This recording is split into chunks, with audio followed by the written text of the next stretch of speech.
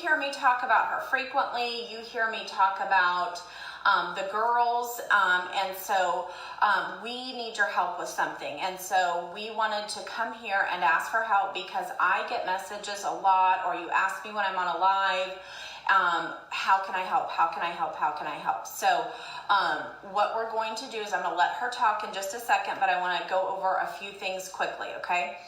So the first thing is we cannot give the location of the hospital. We cannot talk about the girls' names.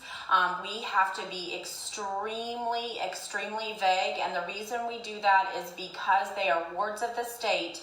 We are so limited on information that we can give. Hey guys, welcome back to my channel. So today's video is going to be an MLM video, finally. I know everyone's been asking me, like, when are you going to be doing MLM videos again? Miss Thing is supposed to be napping, but she's been fighting it because she's teething. It just... People have been asking me, like, when are you getting back to your MLM videos? So here I am with another MLM video. But this one isn't specifically about the practices of any certain MLM. This one is about an alleged charity scam that's being put on by someone who is a higher tier member of an MLM, and that MLM is actually Younique. Before I go any further into today's video, I want to first just give a huge shout out to any and everybody that has been in the anti-MLM movement with me. I have noticed a lot more people joining different groups and talking about being anti-MLM. I've seen even people who have been part of MLMs joining all these groups. And the groups that I'm talking about specifically, a huge shout out to them: Anti-MLM, Youniqueamua on Reddit. I will have links to all these groups down below for you guys, but if you are interested in becoming part of the anti-MLM movement, if you are against the shitty and shady business practices that these MLM companies practice or allow their presenters to practice just to make a profit, please join this group and spread awareness, because I feel like that more than anything helps everybody when it comes down to it. Because the one thing that I have heard from people who have joined MLMs is, well, I had no idea this was going on. You know what I mean? So if we can make more people aware of what's going on when it comes to any and all MLMs, that would be amazing. And that only happens when we have more people joining the group. So if you are interested, I will have all links down below. The reason that we're doing a Cash App and not GoFundMe and all that malarkey is because we just can't yet. Okay, so there's too many, it's just not there yet. Okay. I volunteer for a hospital. I'm not going to say which one, and I work on the pediatric wing. And when I went to start to volunteer, I came across these girls. I found out that they were wards of the state. They have no families whatsoever. None. Nobody comes and visits them but me and my family. Recently, I've had one pass away. So therefore, when they pass away, the state buries them. Well, the state buries them, but they don't have a gravestone. They don't have anything like that. And these being girls that I love and that other people have grown to love, we feel like they need help. Recently, I had a couple girls pass away, and I don't know that you guys realize this, but anything that happens, I pay for by myself. My family and me cover it by ourselves. And so, like, when we ask for the flip-flops and the Yes. t-shirts, because Yes. just real briefly tell about how they're segregated and how they literally have nothing. There's no television. Well, you provided one. I provided a television. But, you know, they are in absolute end-of-life care. Yes, and they are terminal. This is end of life. Some of them have months. Some of them have weeks. We don't treat them any different. I want them to have the most fulfillment, their last days of their life, as they should be. Everybody should be. They have nothing. I mean, when I don't ask for anything, you all. I mean, Kim knows that. Everybody knows I don't like to do that. I'm not one to do that. Nope. So when I asked for help, it's because I needed it. I needed to get those girls summer clothes. And I got them underwear and white t-shirts, and that's what they sat in for 3 days until I could get those girls clothes, because they had nothing. People don't realize that their chemotherapy and their radiation that they go through, they get holes in their clothes when they sweat. So these girls don't have, clothes every day. When I went in to this hospital, I found out that they would go fishing, is what they would call it. These girls were wearing hand-me-down clothes from thrift stores. These people were allowing these baby girls who were getting platelets every day, who was getting chemo every day, blood transfusions every day, to put on hand-me-downs, secondhand clothes. I can't allow that. I cannot allow that in my heart. I'm not made like that. I'm not wired that way. So I can't do that. So I have to provide everything for these girls. Underwear, socks. So what you guys just watched was a series of clips that I gathered from a much longer live stream. It was around like 35 minutes. So I decided to go ahead and just gather the more relevant clips, especially when it comes to what I'm going to be talking about in this video today. So long story short, what we just watched was a video of two women. One's named Kim on the left and the one on the right is named Casey. Kim is actually one of the bigger top sellers, I should say, of Younique products, which you guys know I do not like Younique at all. And allegedly, she is a very problematic person, which she kind of admits to right here. For her to deal with these girls every single day, and then to have people that message her, just because she's associated with me. I don't think she would have said that if she knew she wasn't problematic, so that's her kind of like exposing herself as a problematic person, which we can talk about her in a later video if you'd like.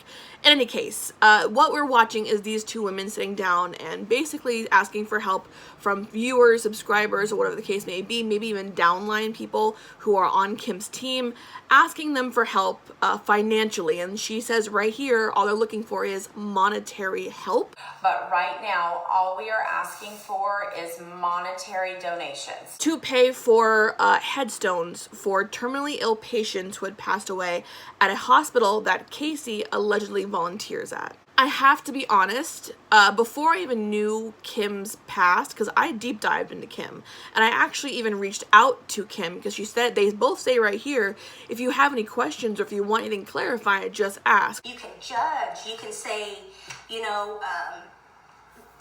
all these different things. That's not true. If you would stop maybe and just ask one of us, message me. I'm not afraid to answer anybody's questions. Me either. I am front and center. Please ask me and I'll answer anything I can. Besides the girls' identities and where they are, I'm an open book, baby. Ask me anything. Well, I did just that, and my message still has yet to be seen or read, so it's not like I just did it today. I did this a few days ago, and I have heard nothing. And allegedly, she's always on her phone. I've gone on her profile, Kim's profile on Facebook, which is where I messaged her on Messenger. And she's on every single day, multiple times a day. So why my message is being ignored, I don't know. It makes it seem very shady. But, I don't know, maybe she'll see this video and be like, oh, maybe I didn't know there was a message there. I'll give her the benefit of the doubt, but it's very hard to do that knowing what she's about, especially with her past. Anyways, I digress. I also tried to find the Casey woman on Kim's Facebook, but Kim has 19,000 followers, and I went through at least twice to find this Casey woman. I couldn't find her anywhere. I typed in Casey Younique, Casey Kim. Like, I tried every variation of trying to find this woman to reach out to her, because she also says multiple times, if you have any questions before you speak on anything, please ask. Well, I've tried to do that. So Casey, if you see this video by chance, I am fully open to having a conversation with you. But I really feel like there are some things that need to be clarified, because something does seem very sketchy about the situation. This is the issue that I'm having with this situation. And it's not only me. I have been contacted about this same live stream like once or twice, besides the one person who sent me this video. So clearly people have questions. And that is the reason why I decided to go ahead and take this story, was because it's not just the one person sending me, it's multiple people now asking about clarification and is this a scam and so on and so forth. So don't take this as me trying to be a shitty person. That's not at all. But I understand why, especially people who have allegedly even given to this charity. They're asking questions and they have every right to know. And I know that some people will say, well, once you donate it, why is it your business what they do with the money? Those people bother me. Like, why is it your business? Once you donate it, it's not your business anymore. What happens to it? No, because when you ask for money for something specific, you should be using it for that specific thing. You don't just take the money and use it to go buy yourself new fucking Louboutins. You know what I mean? Like, that's a shitty thing to do. But I understand why people say that. But it's still shitty if you ask for money for one thing and it goes something completely different, because now you're just scamming people out of money. In case in point, I did an expose video. One of my first drama videos about another YouTuber was Amy Slayton and her GoFundMe scam, which that's exactly what it was. She had, allegedly her sister was on the brink of death. They were saying their last goodbyes to her. Like, she souped this up to make it seem like her sister Tammy was dying any day now. Like, she was on life support. She couldn't breathe on her own. Like, she was dead as far as Amy was concerned and the family was concerned. Well, she made a GoFundMe a few years ago that was allegedly for a bigger coffin for her sister. They couldn't afford a bigger coffin. Things started to be a little weird when we noticed that Amy, instead of any kind of news about her sister being uploaded, Amy started having more hauls on her channel as far as like clothes, makeup, jewelry, like just random shit on her channel. And out of nowhere pops her sister in good health, alive, breathing on her own, no machines, nothing. And everyone's just like, what? To me, that's a huge no-no, because especially if you're a content creator on YouTube like Amy is, especially with a following the size of hers, that is so wrong to put these people through kind of like an emotional roller coaster of, I'm losing my sister, she's not doing very well, to she's definitely dying, like within days, she's on life support and all this, and she can't breathe an oxygen machine. Like, she laid it on thick. She did. I mean, there was a crying video. I mean, it was awful to watch, especially with someone like me who, I liked Amy. For a long time, I watched her, I supported her, I loved her channel, I thought her personality was so fun to watch, and she was goofy and everything. So when this happened, I was pissed. A lot of people were pissed for obvious reasons. And so it's very shitty to me that people do things like that, because it's like, all you're doing is you're just being a shitty person. And trust me, I don't like sitting on here on camera and accusing or possibly accusing Casey, this woman Casey, for lying, but there are just so many things that don't add up in their story. My biggest issue with this situation is that there are so many things that kind of just sent red flags. Even in my first time watching it, despite the fact that I felt like bad because I was skeptical of a lot of things, some things just don't add up. Number one being, she won't even disclose exactly how much she needs for the headstone. I know several people are asking how much that I owe. That you do not have to disclose Okay. that. I know you didn't even disclose that I to wouldn't me. tell Kim. Kim She asked me, wouldn't, and yeah. I just kept walking. As a matter of fact. Yeah. And she was even Casey, and I said, Yeah. So just know it's enough for 2 headstones. So if someone by chance was feeling very, very generous and they were willing to pay for it in just one payment, they can't do that because they don't know how much exactly that she needs, which that would be an amazing thing for someone to do. If they could just take care of all your worries in one swing with one check. There are people who do that, who are willing to do that, especially for something like this.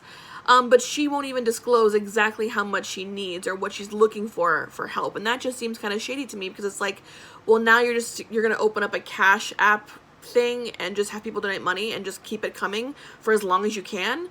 That's what it seems like, and that seems very, very shady to me. Anyone else? I got them underwear and white t-shirts, and that's what they set in for 3 days until I could get those girls clothes.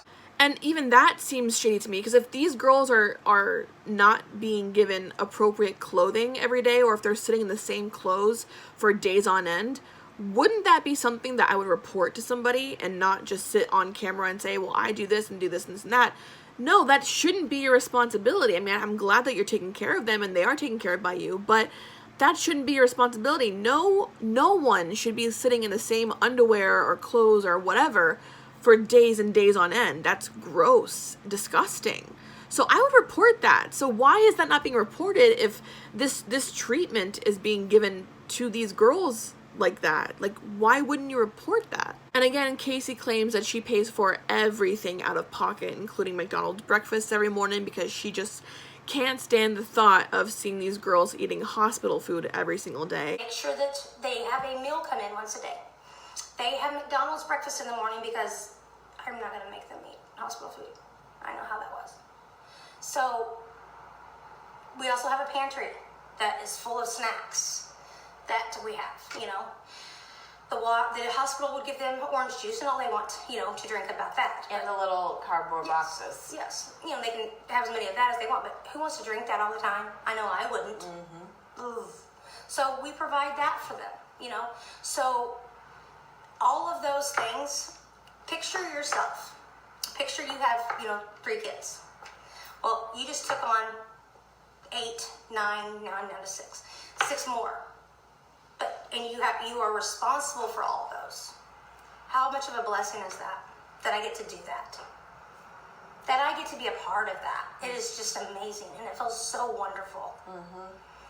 So, you know, and there are times like now that I never ever wanted to have to ask for help, but I need it. My girls need it. They do. She says she makes sure that these girls get at least 1 meal a day. What hospital doesn't provide at least 3 meals a day to a patient?